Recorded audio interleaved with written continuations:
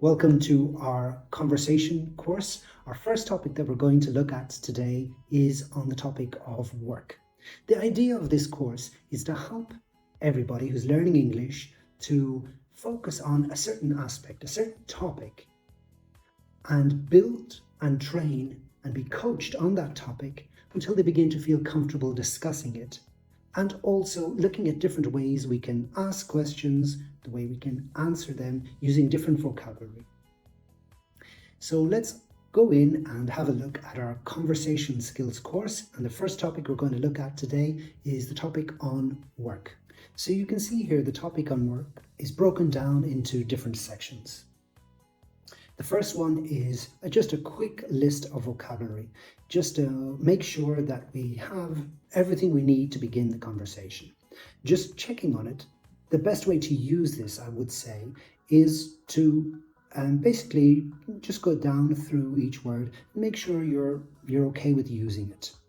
Yeah, you might understand the meaning of it, but we want to also develop the skills or understand how well we can use it. So looking down through this list, the first thing I would do is focus on job types. And in our conversation, we might want to use the words that are listed here. And even if we don't use them in a normal conversation, we want to be able to. So words such as occupation, profession, field, industry, freelancer, entrepreneur, intern. So there are some words there, let's say like freelancer, entrepreneur. We want to, one, be able to use them. Secondly, be able to pronounce them comfortably. And the third thing is to be able to distinguish the differences. So for example, a freelancer is very different to someone who's an entrepreneur. And we want to be able to discuss these options and be clear about them even before we begin to start the topic. The second part is broken down into job responsibilities. So we're going to look at certain verbs like to handle, to manage, to be in charge of, and then changing it a little bit as well to try and use different verbs also, let's say like to coordinate, to report to implement, to specialize in. And then the third section that we have here listed is about our workplace and conditions. So what is it like to work in the place we work? Okay, so we talk about perhaps work-life balance, about flexible hours, about remote work, whether we are full-time or part-time, and whether we have to commute. So just doing a quick check of this vocabulary can help us start.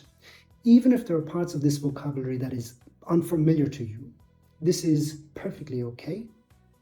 And let it serve as a reminder that there's more to learn, and it doesn't have to be today that we absolutely master it. So let's move on then to perhaps the first thing that we need to do when we're talking about our job, and this is to introduce it. And very simply here, we have 3 basic sentences, which depending on your level, you may be very familiar with them, you may be very comfortable with them, or you may know them slightly or in part. So what we want to do, there's just 3 sentences here, 3 structures, and we're going to look at some examples to help us train and drill through these sentences. And in the end, what our aim will be to build our own sentence which applies to our own life.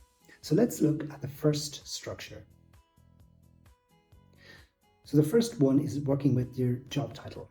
I work as a, right? And my main responsibilities are, okay, and then list the responsibilities.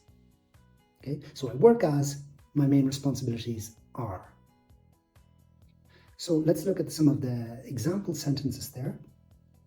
So we can build up fluency and build up familiarity with the pattern that is behind this structure. So the first example, I work as a software engineer. And my main responsibilities include developing code and fixing bugs. I work as a nurse. And my main responsibilities include taking care of patients and administering medication. I work as a project manager, and my main responsibilities include coordinating teams and making sure deadlines are met. So basically what we should do is choose our main responsibilities. Just choose 2 in our job. Be clear on your job title. Don't make the job title too long and complicated. We want to make sure that what we're saying is going to be understood by the person listening to us.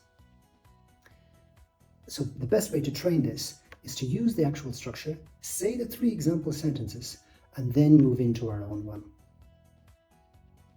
So I would do something like, I work as a software engineer, I work as a nurse, I work as a project manager, I work as a teacher. Okay? And just and begin to feel comfortable with those expressions. Then we will build the second part, right? Where we're going to link 2 main responsibilities to our job title. And if we look at the examples there, my main responsibilities include developing code and fixing bugs, taking care of patients and administering medication, coordinating teams and making sure deadlines are met. So I would basically use this pattern and apply it to my own case. I work as a teacher, and my main responsibilities include meeting students and ensuring they get lots of practice time.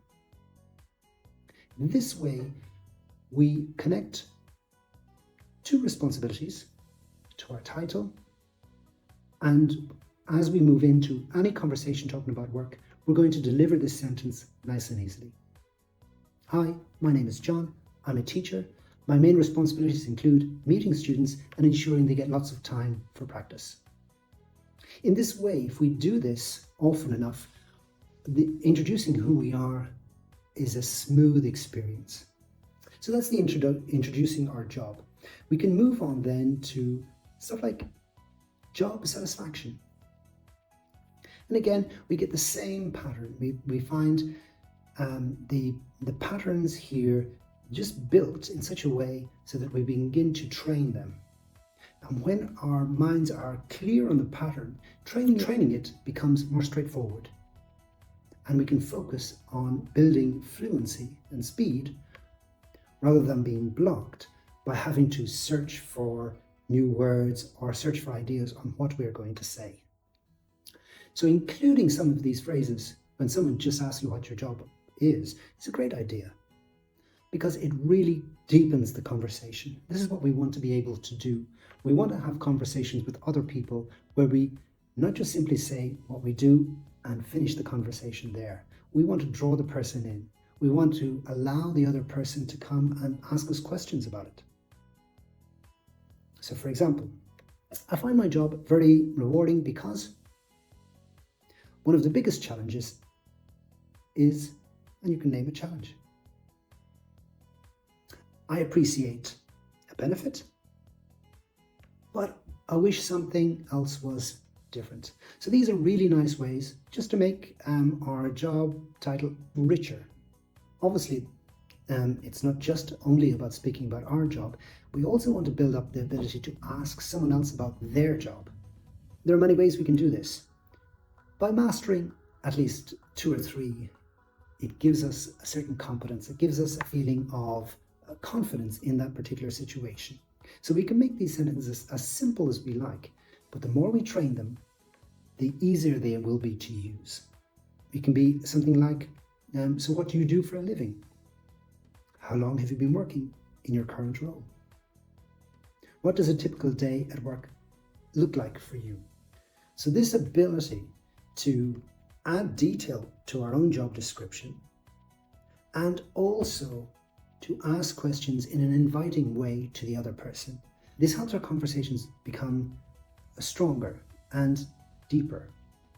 So you'll notice then as we go down through the list, you'll see there's a second part almost to each one. So job satisfaction, 2, introducing your job, 2, career aspirations, 2, asking about someone else's job, 2. This is for more advanced users. They are built all in the same way. focusing first on the pattern. Let's see with job satisfaction 2 there, we see I find my job very rewarding because, and then we give a reason. One of the biggest challenges of my job is, and then naming the challenge. So all of these exercises can be used with your coach, your trainer, your teacher, or your language partner. They're a really good way to focus on training. Then when you want to have a conversation with someone, go ahead and have the conversation, the free conversation, which is very good as well for developing flexibility and comfort in the language. But always dedicate a certain period of time just for training and focusing on developing these patterns. And it will help with the future goal of fluency. So those are the exercises that I recommend for people who want to develop their skills in conversation, in small talk, in meeting people, in networking. So I invite you to log in, check out this course, see how you can use it, see what level you're at as well. It can be a really good way just to have a checkpoint of what areas you've covered well and what areas you could focus on in your current language learning process. Looking forward to seeing you in our next class.